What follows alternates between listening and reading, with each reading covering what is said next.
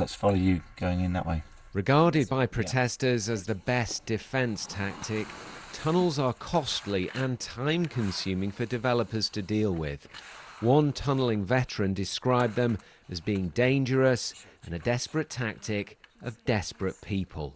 This is where we had a big collapse the other day when it rained loads and all the water sort of trickled down, and a lot of we're sort of starting to get into clay, which is quite dangerous when it gets wet because it completely changes form. This is going to be the biggest eviction we've had for quite a while in the UK, and really help to put the whole HS2 campaign on the map, to show the level of resistance, level of opposition to it.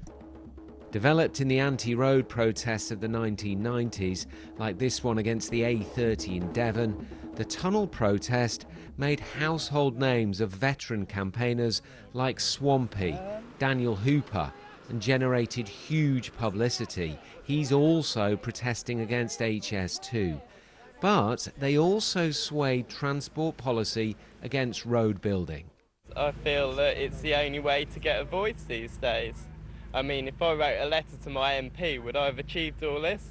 Would you lot be here now? I think not. And this is why protesters are targeting HS2. Parts of ancient woodlands have been destroyed. Habitats have gone. The high-speed rail link has to be built in a straight line. These cages are to relocate badgers from their sets. HS2 says it is mitigating that damage.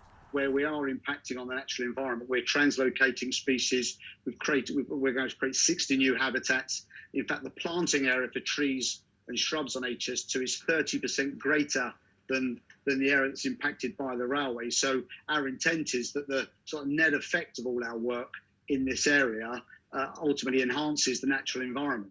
And others say HS2 is the wrong target for protesters, as it will provide greener journeys.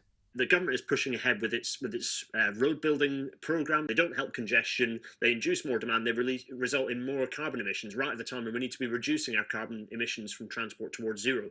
And yet these protesters are here combating a railway system that will do more than any other to reduce Britain's carbon footprint. It's very frustrating. As an environmentalist, I find it incredibly frustrating. There are many protest camps up and down the HS2 line. Similar tactics to these could be repeated, and at the moment, HS2 construction continues. Tom Edwards, BBC London.